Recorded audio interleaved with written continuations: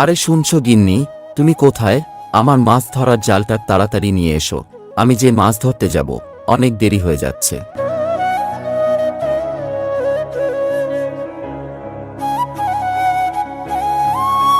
এই তুমি হয়েছো আর এক। এই ছোট ছোট কাজের জন্য আমাকে বারবার ডাকতেই থাকো। কেন এই কাজটা কি নিজে করে নিতে পারো না নাকি? আমি তো বাচ্চাদেরকে তৈরি করব ওদেরকে স্কুলে পাঠানোর জন্য। ঠিক আছে গিন্নি, আমি নিয়ে নিচ্ছি। তুমিও না একটা কাজের জন্য এত কথা আমাকে শুনিয়ে দিলে। ঠিক আছে, আমি কাল থেকে তোমাকে আর বলবো না, আমি নিজে করে নেব। ঠিক আছে গিন্নি, তাহলে এখন আমি যাই। শোনো, মায়া আর রাজুর স্কুল টিচার ফোন করেছিল। ওরা স্কুলের ফিস জমা করার জন্য বারবার বলছিল তুমি টাকা কেন জমা করে দিচ্ছ না। ওরা যে বারবার ফোন করে বলছে। গিন্নি তুমি চিন্তা করো না, আজ মাছ ধরে বাজারে বিক্রি করে যা উপার্জন হবে, ওই টাকা নিয়ে আমি কাল মায়া আর রাজুর স্কুলে ফিস ভরে দিয়ে আসব। যদি আবার ওদের টিচার ফোন করে, তাহলে তুমি বলে দিও কাল আমি স্কুলে গিয়ে স্কুলের ফিস জমা দিয়ে আসব। এইসব বলে রাহুল সে নিজে থেকে ঘরে গিয়ে জাল নিয়ে মাছ ধরার জন্য বেরিয়ে পড়ে। এরপর রাহুল তার ফিশারিতে মাছ ধরতে লাগে।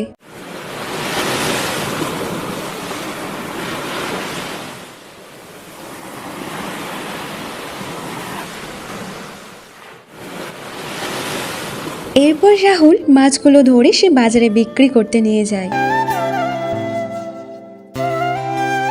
এসো সবাই এসো, আমি টাটকা টাটকা মাছ নিয়ে চলে এসেছি। যে একবার মাছ নিয়ে যাই সে বারবার আসে আমার কাছে। নিয়ে যাও মাছ, টাটকা টাটকা মাছ নিয়ে যাও।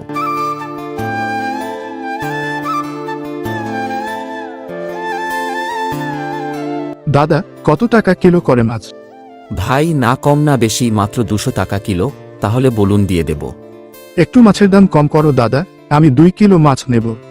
এ কেমন কথা বলছো ভাই? এত টাটকা টাটকা মাছ, একটু মাছের গলা পচা নেই? আজ সকালে গিয়ে আমি নিজে মাছ ধরে নিয়ে এসেছি। 200 টাকা থেকে একটুও কম হবে না।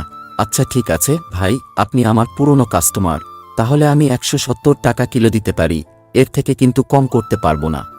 ঠিক আছে দাদা, তাহলে আমার জন্য 2 কিলো মাছ দিয়ে দাও, ভালোভাবে কেটে পরিষ্কার করে দাও। আচ্ছা ঠিক আছে ভাই, আমি এক্ষুনি মাছ গুছিয়ে দিচ্ছি। এমনভাবে ধীরে ধীরে রাহুলের সব মাছ বিক্রি হয়ে যায়। যাক, ভালোই ভালোই সব মাছ বিক্রি হয়ে গেছে। আজ তো ভালোই রোজগার হলো। এবার আমি আমার ছেলে মেয়ের স্কুলের ফিসটা জমা করে দেব। এরপর রাহুল খুশি খুশি বাড়ি যাওয়ার জন্য রওনা দিয়ে দেয়। অন্যদিকে রাহুলের পাশে মাছ বিক্রি করে মদন। আর মদনের দোকানে একটাও মাছ বিক্রি হয়নি।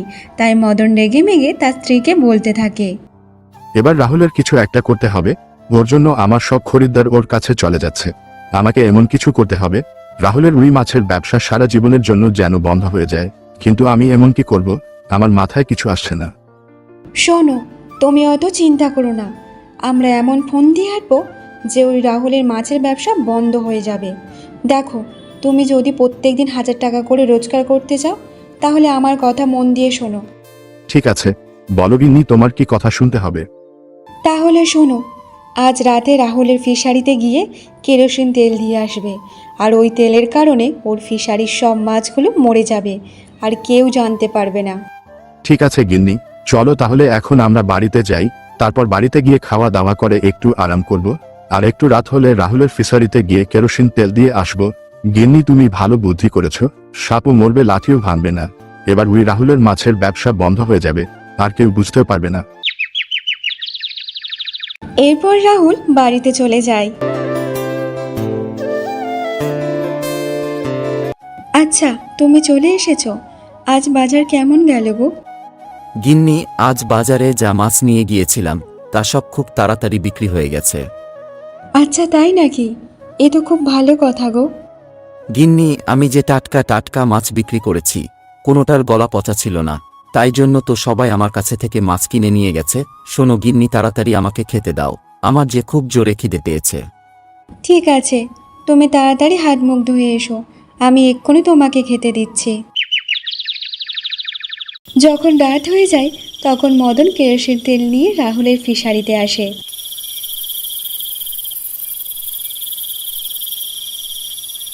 তারপর মদন ওই কেরোসিন তেলটা রাহুলের ফিশারিতে দিয়ে দেয়।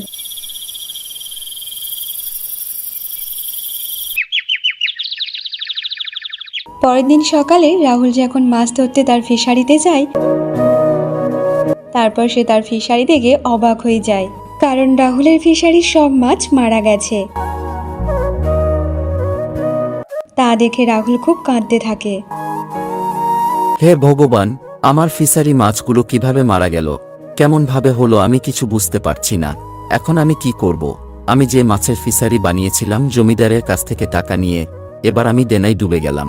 এইসব কথা বলে রাহুল খুব জোরে জোরে কাঁদতে থাকে। তারপর রাহুল যখন তার ফিশারির সামনে এগিয়ে আসে, সে দেখে জলের ওপর কেরোসিন তেল ভাসছে। তা দেখে রাহুল অনেক রেগে যায়। এ তো কেরোসিন তেল ভাসছে জলের ওপর, তাহলে কেউ ইচ্ছা করে আমার ফিশারিতে কেরোসিন তেল দিয়ে দিয়েছে। আমি ওকে ছাড়ব না, আমি এক্ষুনি মোড়ল মশাইকে বলে পঞ্চায়েত ডাকবো। এরপর রাহুল তাড়াতাড়ি মোড়ল মশাইয়ের বাড়িতে চলে যায়।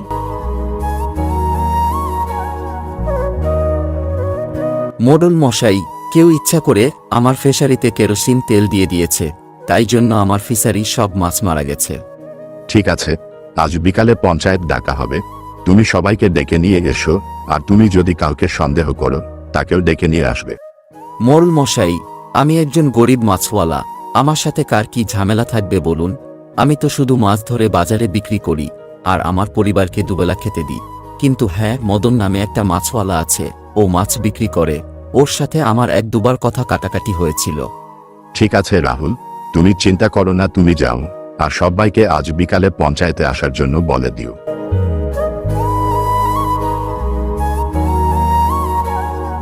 এরপর রাহুল সবাইকে পঞ্চায়েতে আসার জন্য বলে দেয়। তারপর মদনের বাড়িতে গিয়ে মদন ও তার স্ত্রীকে পঞ্চায়েতে আসার জন্য সে বলে দেয়। এইসব বলে রাহুল সে বাড়িতে চলে যায়।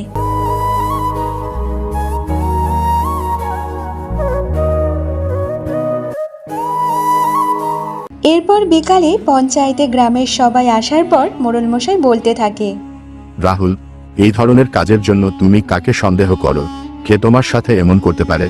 আর এমন কাজ করে কার বেশি লাভ হবে? মোড়ল মশাই, আমি ওই মদনকে সন্দেহ করি, কারণ ওর সাথে আমার তেমন একটা ভালো চলতো না, কারণ আমার মাছ তাড়াতাড়ি বিক্রি হয়ে যেত আর ওর বিক্রি হতো না।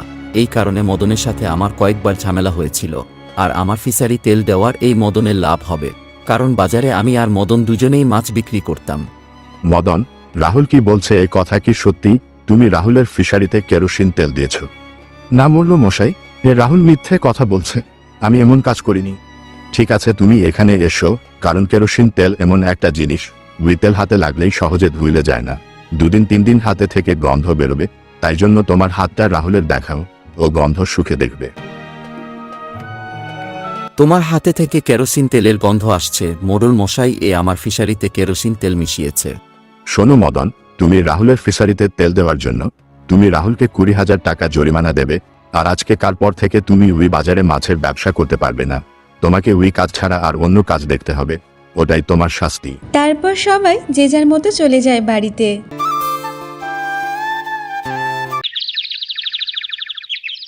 তারপর মদন রাহুলের বাড়িতে এসে রাহুলকে 20,000 টাকা দিয়ে দেয়। আর টাকা দেওয়ার পর মদন সে বাড়িতে চলে যায়।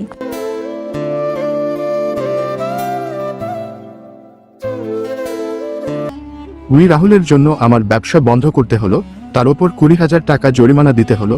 আমি ওর প্রতিশোধ নিয়েই ছাড়বো। শোনো, তুমি একটা কাজ করো, আজকে রাতে সবাই যখন শুয়ে পড়বে তখন তুমি রাহুলদের বাড়িতে যাবে, আর ওদের বাড়িতে গিয়ে আমাদের সব টাকা পয়সা ওদের আলমারি থেকে নিয়ে চলে আসবে। আর আসার সময় ওদের বাড়িতে আগুন লাগিয়ে দিয়ে আসবে। তাহলে সবাই এটা ভাববে যে আগুন লাগার কারণে ওদের টাকা পয়সা সব পুড়ে গেছে, তাহলে আমাদের ওপর আর কেউ অবিশ্বাস করতে পারবে না। ঠিক আছে গিন্নি, আমি তোমার কথা মতো কাজ করব। তারপর যখন রাত হয়ে যায় তখন মদন রাহুলের বাড়িতে যাওয়ার জন্য রওনা দিয়ে দেয়। মদন রাহুলের বাড়িতে গিয়ে রাহুলের আলমারি থেকে সব টাকা পয়সাগুলো নিয়ে নেয়। সাথে রাহুলের নিজস্ব জমিয়ে রাখা কিছু টাকা ছিল, সেগুলোও নিয়ে নেয়। তারপর মদন বাইরে এসে রাহুলের বাড়িতে আগুন লাগিয়ে দেয়।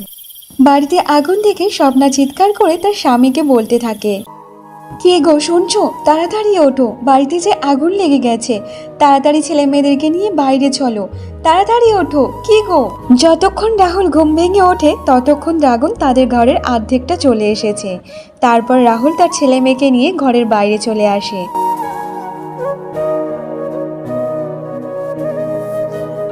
এ কেমনভাবে হয়ে গেল, এই আগুন কেমনভাবে লাগলো, এবার আমরা কি করব, কোথায় যাব?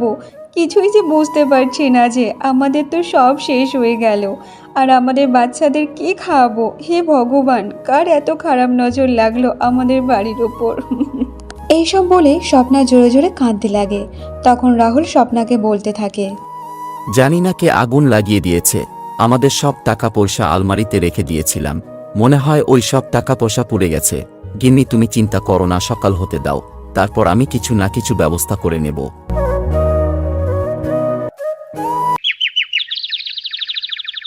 পরের দিন সকালে রাহুলের ছেলে মেয়ের খুব জোরে খিদে পায়। বাবা বাবা, আমার যে খুব জোরে খিদে পেয়েছে, আমাকে কিছু খেতে দাও। হ্যাঁ বাবা, আমারও খুব জোরে খিদে পেয়েছে, আমাকেও কিছু খেতে দাও। কি গো, আমাদের কাছে তো খাওয়ার জন্য কিছুই নেই, এবার কি হবে? তুমি চিন্তা করো না, আমি আশেপাশে থেকে দেখে আসছি, দেখি খাবার কিছু পাই কিনা, তুমি ততক্ষণ বাচ্চাদের খেয়াল রাখো। তারপর রাহুল খাবার খুঁজতে একটা জঙ্গলের মধ্যে যায়। আর ওই জঙ্গলে গিয়ে সে একটা গাছে থেকে কিছু ফল পেড়ে নিয়ে আসতে থাকে। আর ওই জঙ্গলের রাস্তা দিয়ে আস্তে আস্তে একটা বুড়িমার সাথে রাহুলের দেখা হয়ে যায়। জল, জল, কেউ আমাকে একটু জল দাও, আমার যে খুব জোরে তেষ্টা পেয়েছে। রাহুল ওই বুড়িমাকে দেখে অনেক কষ্ট পায়। তারপর রাহুল ওই ফলের ব্যাগটাকে একটা গাছের নিচে রেখে সে সামনের দিকে এগিয়ে যেতে লাগে। আর রাহুল একটু সামনে এগিয়ে যেতে দেখে একটা ঝিল, আর সেখান থেকে একটু জল নিয়ে এসে সে বুড়িমাকে খাইয়ে দেয়। বাবা, আমি যে জল খেয়ে একটু তেষ্টা মেটালাম, কিন্তু আমার যে খুব জোরে খিদে পেয়েছে, আমি 2 দিন ধরে কিছু খাইনি, খিদের জ্বালায় আমি এক জায়গায় দাঁড়াতে পারছি না। রাহুল যেই ফলগুলো তার ছেলে মেয়ের জন্য নিয়ে যাচ্ছিল, সেই ফল সেই বুড়িমাকে দেয়। আর সেই বুড়িমা ফল খাওয়ার পর একটা জাদুই শক্তি একটা সুন্দর মেয়ে রূপে চলে আসে। বলো পূর্ত, তোমার কি চাই? আমি একজন জাদুই শক্তির অধিকারিণী, আমি যখন খুশি রূপ বদলাতে পারি। বলো, তোমার এত দুঃখ আর দুশ্চিন্তায় আমি তোমাকে সাহায্য করতে এসেছি, আর তোমার সরলতা আর দয়ালুর পরীক্ষা নিচ্ছিলাম। আর যে এখানে নিজের হাতে জল আর তার বাচ্চাদের জন্য ফল আমাকে খাওয়াতে পারে, সেই ঈশ্বরের সমান। এইসব কথা শুনে রাহুল অনেক খুশি হয়। তারপর সে ওখান থেকে চলে যেতে থাকে। তখন জাদুই রানী বলতে থাকে, শোনো পূর্ত, তুমি মাছ বিক্রি করো, আজ থেকে তোমার হাতে সেই জাদু শক্তি থাকবে যে তুমি মাছ দিয়ে যেটাই চাইবে মন থেকে সেটাই তোমার সামনে চলে আসবে। এইসব বলে ওই জাদুই রানী অদৃশ্য হয়ে যায়। এরপর রাহুল খুশি হয়ে সে জঙ্গলের রাস্তা দিয়ে আসতে লাগে। তারপর সে রাহুল ওর ফিশারিতে গিয়ে সে জাল দিয়ে একটা মাছ ধরতে লাগে।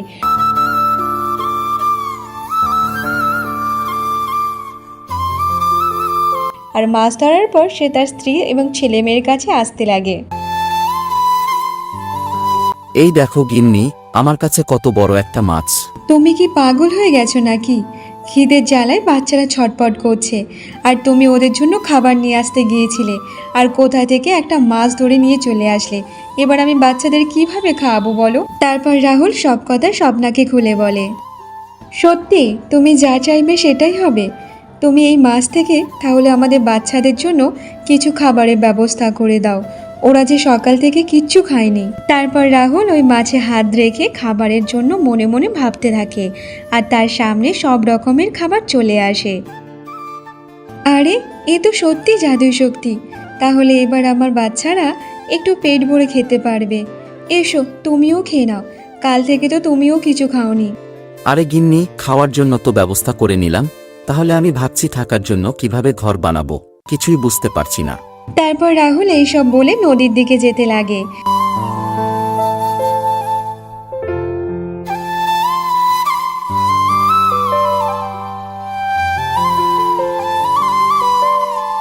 আর ওখান থেকে অনেক মাছ ধরে নিয়ে আসে। তারপর রাহুল ওই মাছগুলো নিয়ে একটা ঘর বানাতে শুরু করে দেয়। এমনভাবে 2-3 সপ্তাহ পরিশ্রম করার পর সে একটা মাছের ঘর তৈরি করে দেয়। এই সব দেখে স্বপ্না বলতে থাকে, তুমি তো মাছের ঘর বানিয়ে দিয়েছো, কিন্তু বৃষ্টি আর বন্যা যদি আসে তাহলে মাছের ঘর তো ভেঙে যাবে। এই কথা শুনে রাহুল মাছের ঘরের উপর হাত রেখে সে মনে মনে বলতে থাকে। হে জাদুই শক্তি, এই মাছের ঘর লোহার মাছের ঘর বানিয়ে দাও। রাহুল এটা বলার পর মাছের ঘর লোহার মাছের ঘর মজবুত হয়ে যায়। গিন্নি, এইবার তুমি এই মাছের ঘর থেকে একটা মাছ সরিয়ে দেখাও। এ কি কাণ্ড, এ তো লোহার ঘরের মতো হয়ে গেল মাছের ঘরটা। অন্যদিকে মদন ও তার স্ত্রী রাহুলের ঘর বাড়ি দেখে মনে মনে হিংসা করতে থাকে। এমনভাবে গ্রামের পুরো সবাই রাহুলের মাছের ঘর দেখে অবাক হয়ে যায়। একদিন গ্রামের একটা লোক সুমন রাহুলের মাছের ঘরের সামনে এসে বলতে থাকে। আরে দেখো দেখো সবাই দেখো, রাহুলের মাছের ঘর কত মজবুত। এই ঘরের সামনে বড় বড় অট্টালিকা ও ফেল করে যাবে। এমনভাবে কিছুদিন কেটে যায়, আর একদিন রাতে খুব জোরে জোরে বৃষ্টি হয় আর ভয়ঙ্কর বন্যাও চলে আসে। সেই বন্যার জল গ্রামের প্রত্যেকটা বাড়িতে ঢুকে পড়ে। গ্রামের লোকজন বাড়ি ছেড়ে এদিকে ওদিকে পালাতে থাকে। একমাত্র রাহুলের জাদুই মাছের বাড়ি জলের ওপর ভাসতে থাকে। গ্রামের সবাই রাহুলের বাড়িতে আশ্রয় নেয়, আর রাহুলও সবাইকে থাকার জন্য জায়গা দিয়ে দেয়। এমনভাবে 2-3 দিন কেটে যায়। গ্রামের সোনালি রোদে ঝলমল করতে থাকে, কিন্তু বন্যার কারণে কারোর কাছে খাওয়ার মতো কোনো কিছু ছিল না। এরপর রাহুল নদী থেকে মাছ ধরে নিয়ে এসে জাদুই শক্তির কারণে সে গ্রামের সবাইকে খাওয়ার জন্য নিমন্ত্রণ করে, এবং খাওয়ার জন্য মদন ও তার স্ত্রী চলে আসে।